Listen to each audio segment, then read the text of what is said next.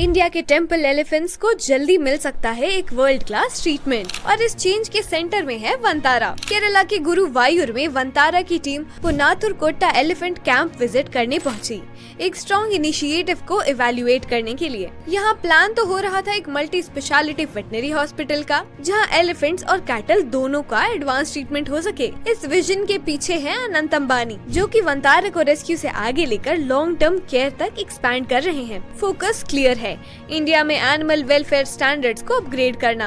अगर ये इम्प्लीमेंट होता है तो गुरुवायूर एक स्ट्रॉन्ग बेंचमार्क बन सकता है।